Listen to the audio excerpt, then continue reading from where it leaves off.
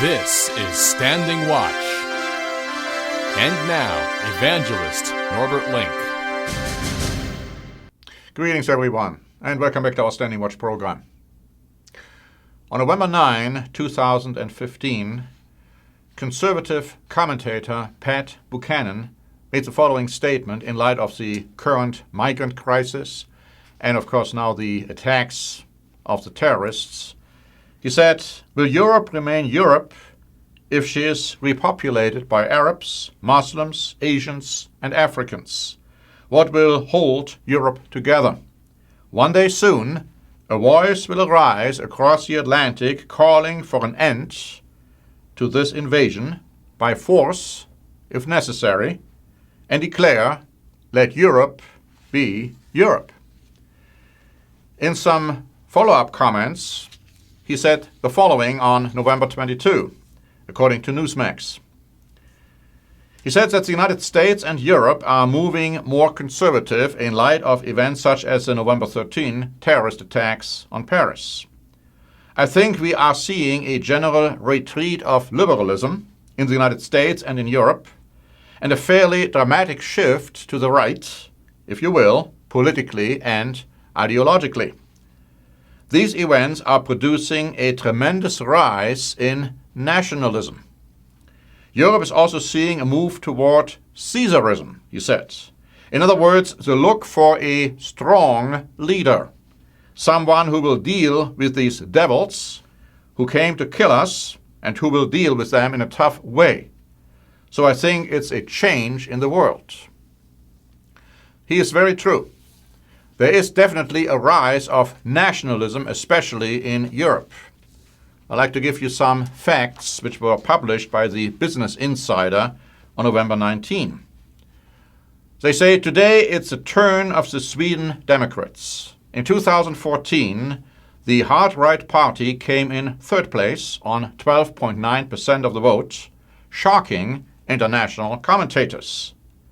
Now, according to a most recent poll, the Sweden Democrats are ahead on 26.7%, 5 points clear of any other party. In Germany right now, the AfD, which is a right-winged, non-Muslim party, let's say, has about 10%. But the Dutch show that the commentator, the demagogue, however you want to call him, Geert Wilders, and his Party for Freedom, they have 19 points clear of the next party. And of course, if there would be elections today, they would have a 19% lead. Also, they say it's the same with the rest of Europe. Austria's Freedom Party and Italy's regional hard-right Liga Nord.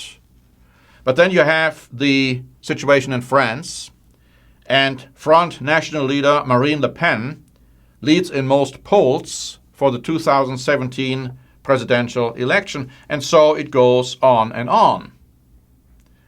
And of course you have a similar phenomenon here in the United States, and of course you do have it in Europe. And the question is, what does prophecy have to say all about that?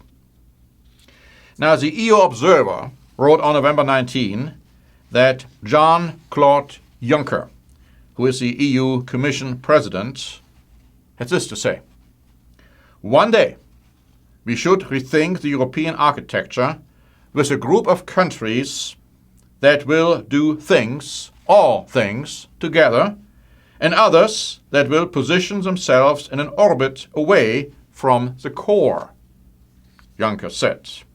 So he's speaking of a two-speed Europe. And he also stated, according to the article, that there should be a European army, and he argued for a common defense policy in the EU. So if we summarize up to this point, we find a definite desire to give Europe back to the Europeans, stop the migration of non-Christian groups, let's put it this way. And of course, the desire for a strong leader who will make an end to the chaos and the confusion which is happening in Europe right now. Of course, if you go back in time, you find that especially the Germans longed for a strong leader prior to World War II, and they got a strong leader, but the strong leader didn't deliver. And that's a danger with strong leaders if they come from the wrong corner. If you have a just and righteous strong leader, like Jesus Christ will be when he will rule on this earth, that's great, that's phenomenal. That is what we want. But in this day and age, in a world ruled by Satan, cut off from God, a strong leader, in all likelihood, will not be a righteous one. Old Testament Israel had to experience that in a very deep and sad way, because the kings they wanted, most of them, were not strong leaders in a righteous way. In fact, there was no righteous king over the house of Israel after the house of Israel split from the house of Judah. Now, they came to Samuel and they asked for a strong leader. They asked for a king.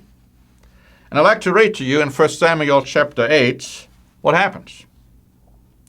They came to Samuel and they seemed to have all the right reasons as to why there should be a strong leader.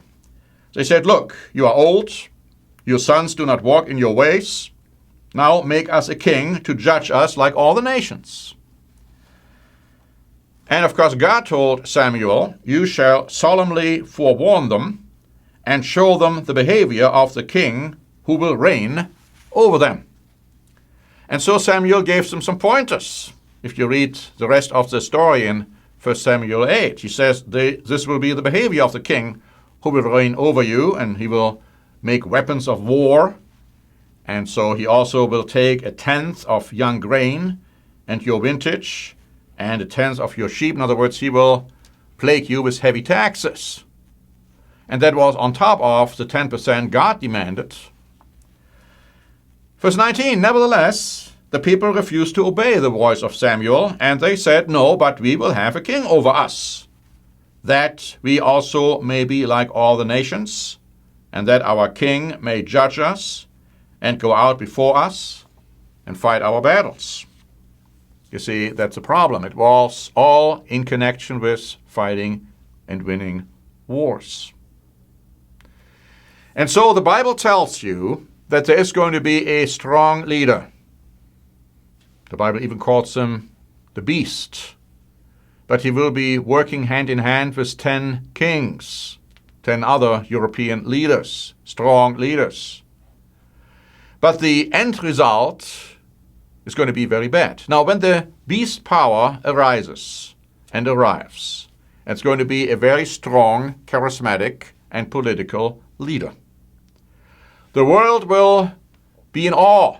They will worship him.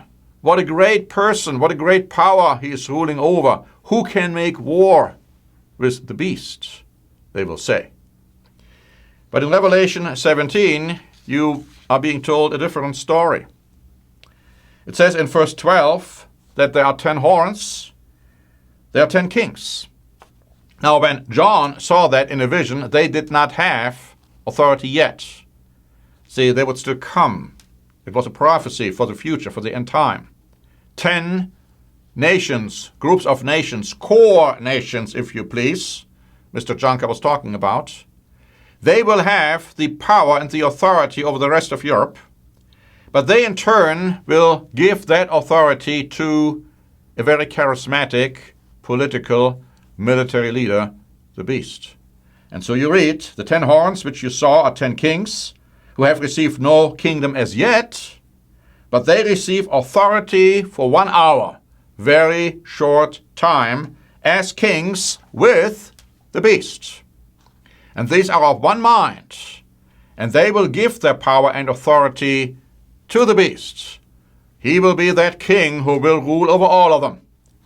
That strong leader people were craving for, the one who will make an end to all the wrong things they see. But they will be terribly deceived and terribly mistaken, because notice what happens, what is being described in the next verse.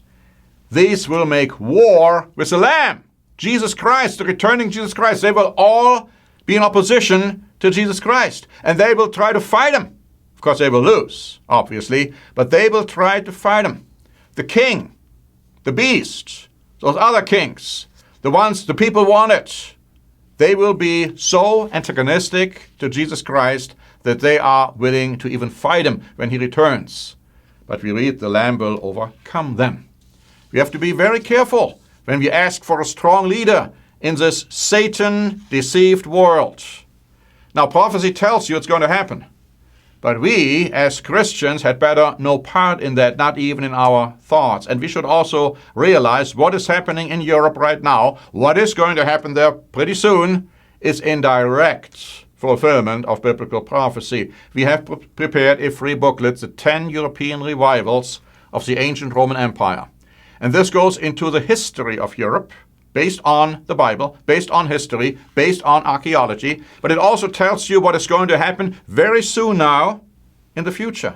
And that a beast is going to arise on the world scene, a very strong leader. But what he will do and what it will mean for you and for me. So please request this free booklet, and thank you very much for listening. This is Norbert Link for the Standing Watch program.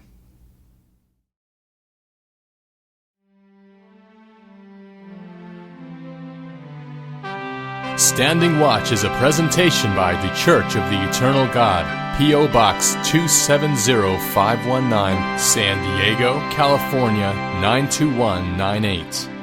More information is also available at our website, eternalgod.org.